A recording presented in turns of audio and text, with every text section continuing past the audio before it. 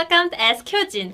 I'm 06학번 효진. And I'm 99학번 현우. And I'm 08학번 Terrace. And we are here to answer your Korean questions.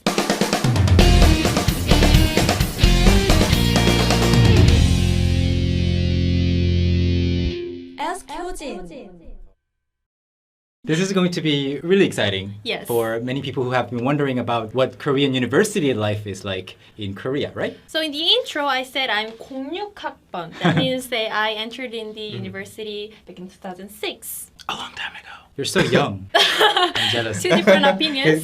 I entered university in 1999. So we say the number, the year before the word 학번. 학번 means school number, year number. So 99학번, 08학번, and then 06학번. 06학번. Yeah, and it's so different from America. I don't know about other countries, but in America, we don't really care about when you entered the university. It's more about when you graduated.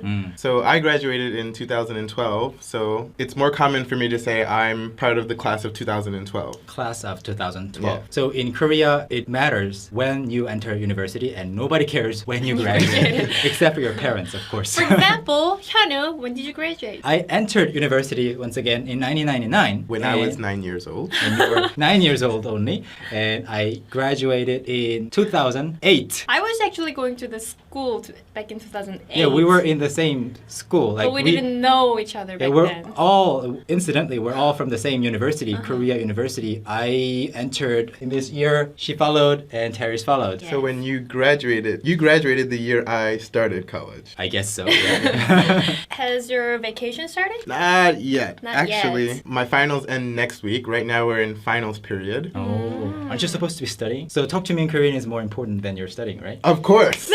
Nice Exactly attitude. what it is. So when I first came, it was actually really weird because by this time we'd be on vacation in America. In America. Yeah. Okay. First off, in America, school starts in August. That's In our August. first semester. Okay. And our second semester usually starts in January.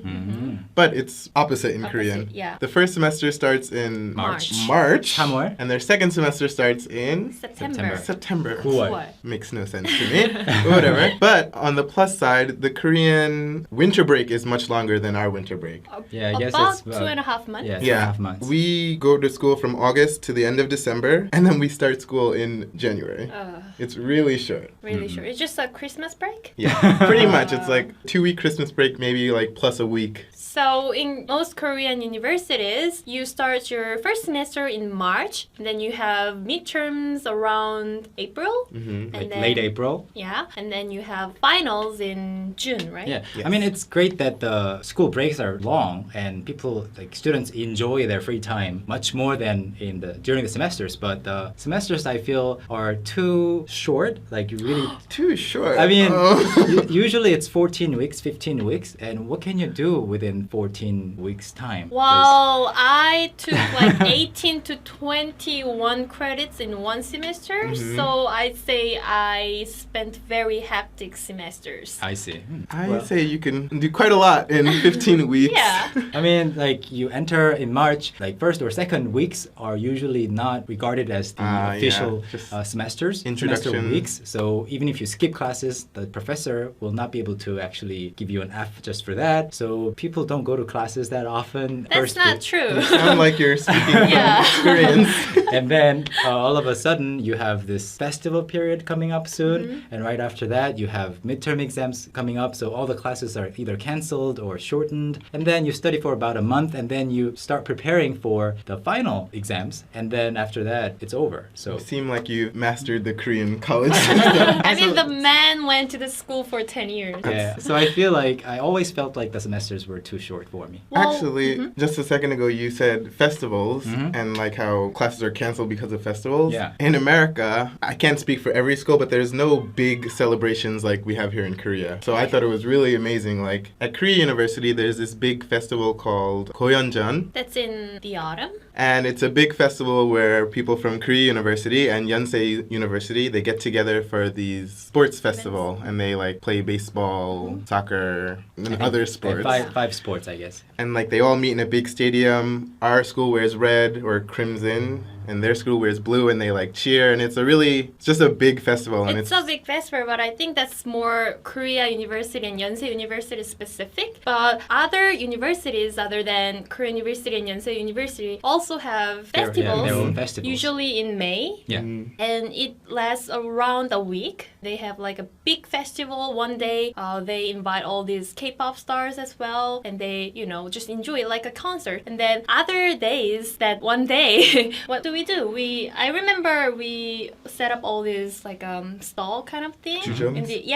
On the campus, and we make food and we sell food and drinks. Yeah, I mean, I think the school festivals are just another kind of excuse to skip classes. So I think overall, university life in Korea is a lot of fun, but mainly because students really want to have fun because they were in high school for like only 3 years, but they feel like they were there for 10 years studying every day. So they are finally liberated. So they just go really actively for the fun factors. So they do all these fun things to really enjoy. The thing is, before I went to the university, I expected that I will play all the time. I will hang out with my friends every day. But the reality is there were so many like assignments or presentations to do. Who does all of them? Most students. Okay, so that's why I thought the university life was gonna be different because like the Hyun's era, I heard that not many people really studied hard in university, but when I went to university, it was really hard to find a job after graduation. So people studied really, really, really hard. I think it's also related to the fact that schools made it a little bit like deliberately more difficult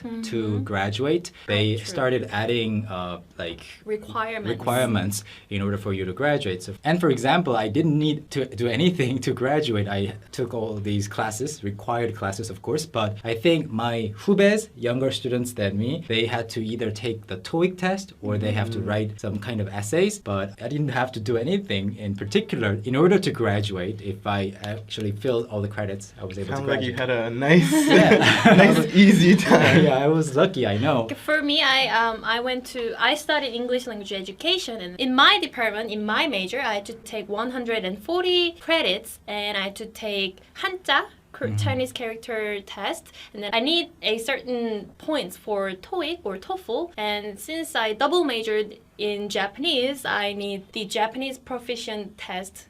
JLPT? Yeah, JLPT. Fancy.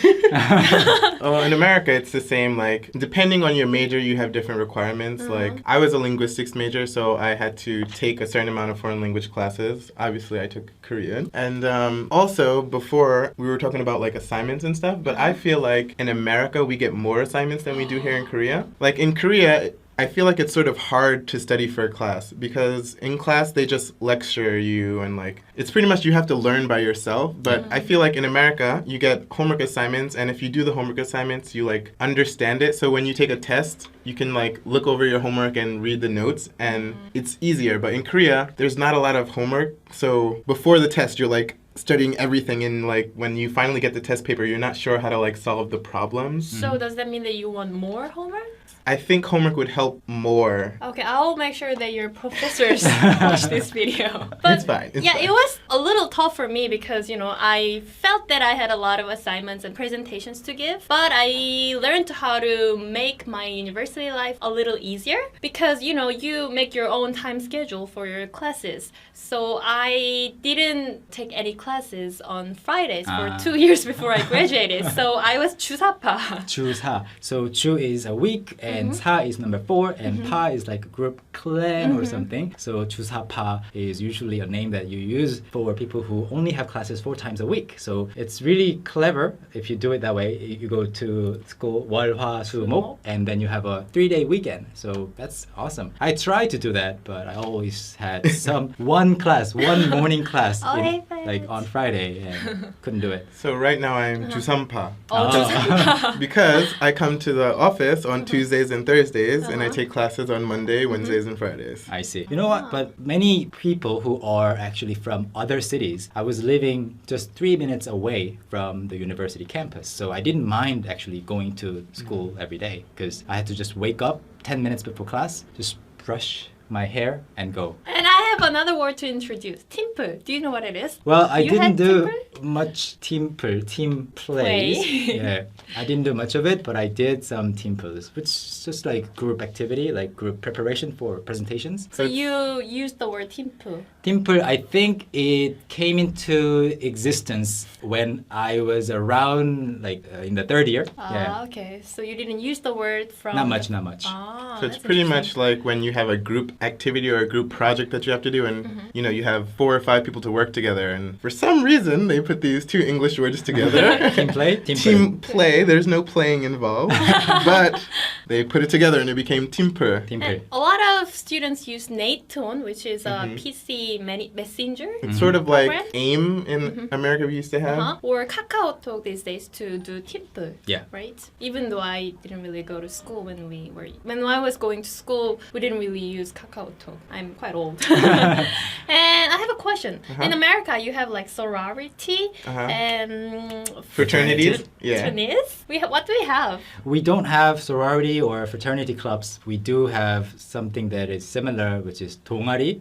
So I know fraternity or sorority clubs are usually not related to a certain activity, like certain sport. They have like fraternities and sororities can be associated to a specific thing, like a certain major, like they are accounting fraternities, or there are sports fraternities, or fraternities for Hispanic people, or they have different themes. Yeah, Okay. but I think 동아리 in Korea, they are more related, more centered around like the activity itself. So a lot of 동아리s, they interview new members, like aspiring new members, and they drink with them, and they actually make them quit, or you know, if they don't like the new members. So yeah, 동아리, awesome. It can be quite cliquey in the university. Yeah. Like in America. We have clubs, but I think it's a little different from Korea. Well, I guess depending on the club, because there are clubs where they're very serious and they're always together, and I'm sure sometimes they drink outside of school, but I think the concept is a little different. Yeah, I think for a lot of students who are active in the 동아리 activity, I think for them, their 동아리 or which 동아리 they belong to is as important as the major that they're actually studying. For me, it was okay. For me, it wasn't like that. 'Cause I wasn't in a 동아리. Yeah. What 동아리 were you I was in the dancing 동아리. It was so important to me that if there were classes versus some festival preparations that I had to do, that I had to participate in, of course I would be in the 연습실, practice room. This is why practicing. it took 10 years. And since I was in 동아리, I think a lot of drinking happened because of being in a 동아리, right? So yeah. did you guys drink a lot? Do you drink a lot these days? I don't want to lie and say no, but yes, I do drink frequently nowadays, especially, well, not nowadays because there's finals coming up, but as soon as finals are over, I'm sure people are gonna go crazy and like drink for the next couple of days. Do you feel like you're forced to drink because you're in a university in Korea? Well, for me, because I like drinking, it's okay, but there's definitely that like pressure sometimes, especially, well, if I ignore foreigners, like just with Korean students themselves, like the older Korean students will sometimes tell the younger Korean students to drink, and it's just like the younger students' obligation to obey the older students, so sometimes they just drink. So Hyojin, I know you rarely drink, and when you do drink, you drink like 1 milliliter or something. So how did you deal with drinking occasions that were kind of obligatory? Okay, so you guys would know we had this big thing called 사발식 in our university. Yeah. So you had to drink this much of 막걸리 at once. And I did that, and I got drunk. And after that, ever since then, no one really told me to drink. You must have been really scary. They're like, oh no, don't give her. Yeah. There are people who force you to drink, but if you say that, oh no, I don't drink, people don't really go like, I will kill you if you don't drink. I think that kind of trend or tradition Yeah. started when you were like in your first year in university, because when I entered in 1999, I think most people who did say no to the drinking offers, they eventually had to drink anyway. It doesn't matter whether you say no or yes, please, it's an obligation, it's a group culture. How can you say no? You're so rude to say that. So eventually they drank. For the most people, the majority of people don't really get in serious medical conditions for drinking like 1 cup of soju just because your 선배 needs you to do, right? But Yeah, like when things like someone, fainting or Yeah. someone getting sick little happens. serious. Yeah, happens. The 선배s will be a little bit more cautious, but then they will go back to the habit of making everybody drink. Yeah, so I think for me it was more common to see girls who can't drink drinking because they have to. Even in MT, Yeah, you yeah. have to drink like all night usually. Yeah. What does the MT stand for?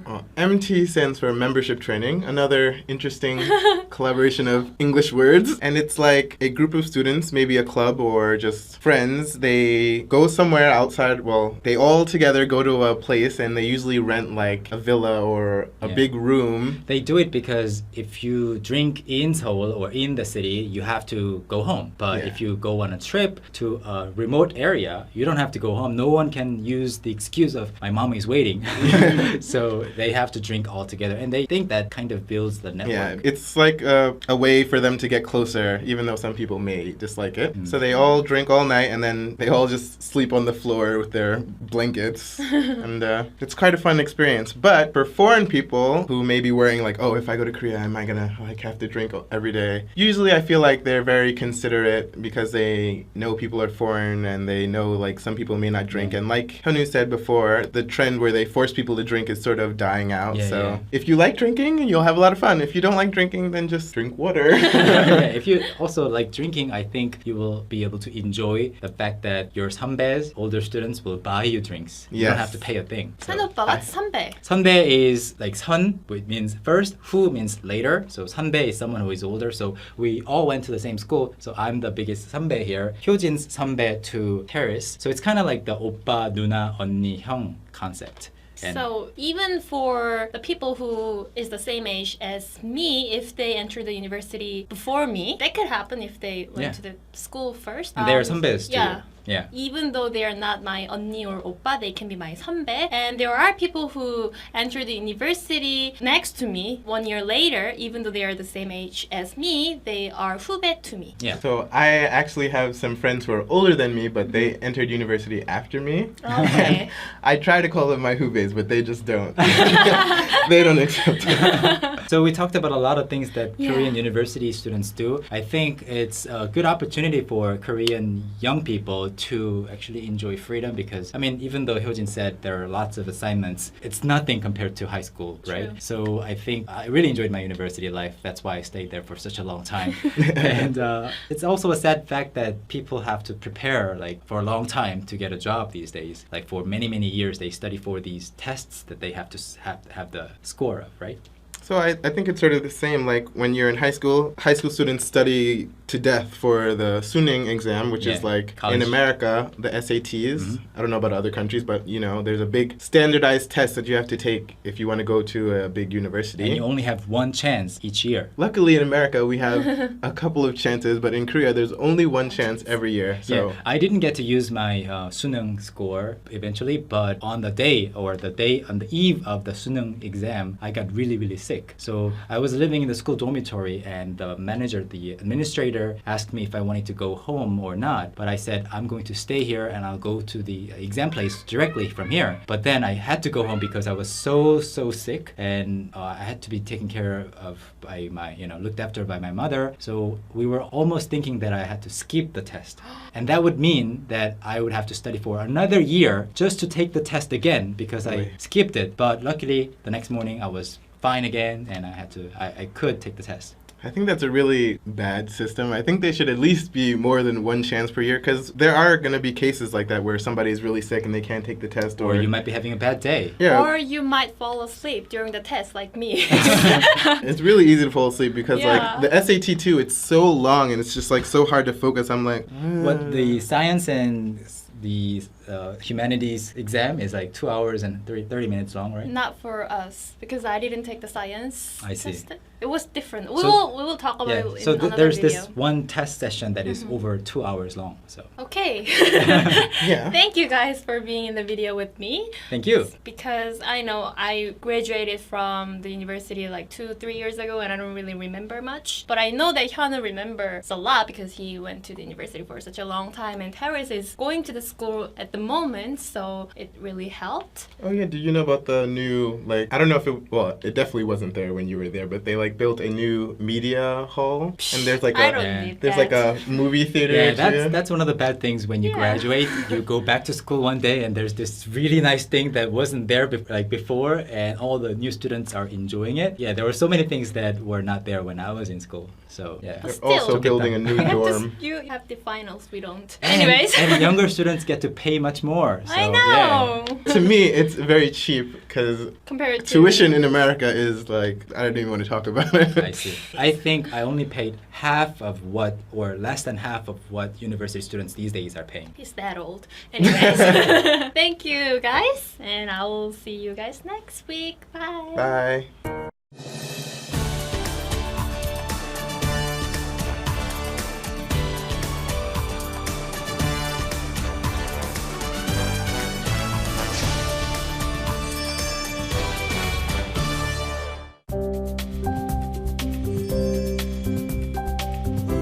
Như thông tin đã đưa từ đầu chương trình, kết quả khảo sát về báo cáo học tập cho tương lai của ngân hàng HSBC vừa công bố gần đây cho biết người Việt chi tới 1,8 tỷ đô la Mỹ cho con du học.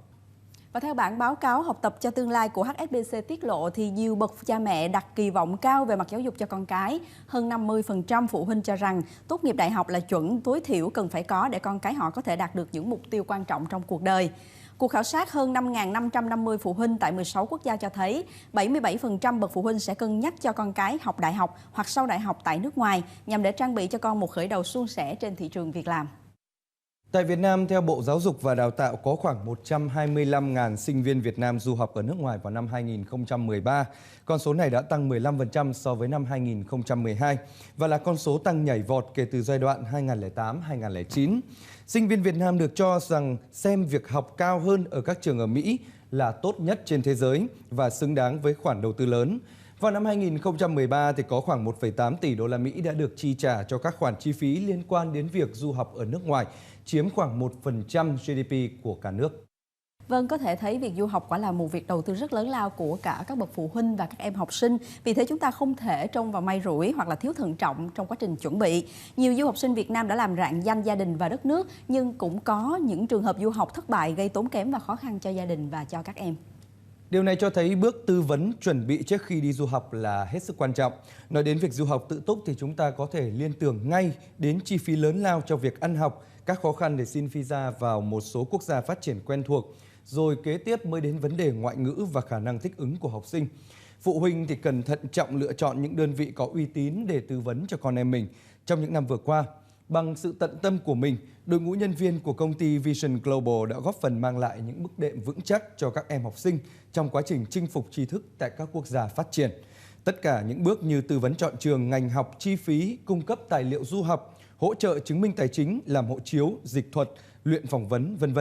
đều được những chuyên viên hỗ trợ nhiệt tình nhằm mục đích cao nhất là giúp học viên đạt được visa du học. Trước hết thì phụ huynh học sinh và các em học sinh cần có cái sự chuẩn bị trước về cái sự tìm hiểu của mình về đất nước mà họ muốn đến. Thì khi đến với Vision Global thì Vision Global sẽ cung cấp các cái thông tin về trước tiên là về thủ tục nhập học, về các cái ngôi trường mà các em muốn đến. Cái thứ hai nữa là phía Vision Global sẽ cung cấp cho các em các cái thông tin về điều kiện nhập học của cái ngôi trường đó và các cái quan cảnh xung quanh, ví dụ như là nhà ở như thế nào, phương tiện giao thông như ra sao và cái nơi họ đến sẽ như thế nào. Thì khi đến với Vision Global thì các em học sinh và phụ huynh hoàn toàn yên tâm về cái dịch vụ hỗ trợ của bên công ty. Vision Global sẽ hỗ trợ các em từ khi các em tìm hiểu về ngôi trường và đất nước, cũng như là trong thời gian học tập nếu như mà có cái khó khăn gì thì Vision Global đã sẵn sàng hỗ trợ các em trong quá trình đó. Tôi đang muốn du học Mỹ và khi tới trung tâm thì nhận được sự trả lời rất là nhiệt tình từ các chị tư vấn viên và tôi hỏi rất là nhiều và các chị rất là kiên nhẫn để trả lời từng câu hỏi cho tôi một cách rất là kỹ càng, cũng như là các chị đã cho tôi thêm những cái gợi ý mà giúp tôi có thể đưa ra lựa chọn được tốt nhất cho mình. Tôi quyết định là sẽ làm visa và sẽ học thêm tiếng Anh tại Vision Global để chuẩn bị cho mình trong cái quy trình đi du học của mình. Khi tôi đến với lớp học Vision Global, tôi cảm thấy rất là hứng thú vì giáo viên ở đây dạy rất là tốt và nhiệt tình. Các bạn thì luôn luôn hòa đồng, luôn giúp đỡ nhau. Khi mà gặp bài khó thì tôi có thể hỏi các bạn hoặc là thầy giáo. Thì tôi rất là hài lòng của công ty Vision Global đã tạo đủ mọi điều kiện. Tất nhiên là ngay từ phút ở Việt Nam, thắc mắc giấy tờ, học bạ hay cái gì hết đều lo giúp đỡ chúng tôi. Thậm chí cả đến lúc ngày giờ lãnh visa thì công ty giúp đỡ chúng tôi tất cả. Cho đến lúc ngày con chúng tôi lên được thì cũng hỗ trợ, thiếu một cái gì hỗ trợ từ đây ra đến phi trường, hay là từ Việt Nam mà đi qua Mỹ, qua ghé trạm nào như thế nào thì công ty rất là nhiệt tình giúp đỡ chúng tôi. Vision Global vì làm thủ tục rất nhanh và gọn, không phức tạp. Ngoài ra thì Vision Global cũng hỗ trợ cho du học sinh khi các em đến nước sở tại học tập, sắp xếp chỗ ở, đưa đón sân bay cho các em. Khi phụ huynh cần thăm con em, công ty cũng sẽ hỗ trợ hoàn tất cả thủ tục giấy tờ một cách nhanh chóng nhất. Vision Global có kết hợp với một số trường và một số tổ chức giáo dục quốc tế để mà trao tặng những phần quà, những phần học bổng cho những em học sinh xuất sắc có hoàn cảnh khó khăn để góp phần thêm tạo thêm động lực cho các em vươn ra môi trường quốc tế và xây dựng cho mình những cái kiến thức vững mạnh để mà về phụ giúp lại xã hội. Với sự chu đáo, tận tâm và bề dày kinh nghiệm được các tổ chức giáo dục quốc tế công nhận, quý vị khán giả có thể yên tâm khi tham khảo những thông tin du học từ phía Vision Global để bắt đầu con đường ra thế giới của con em mình một cách thuận lợi nhất.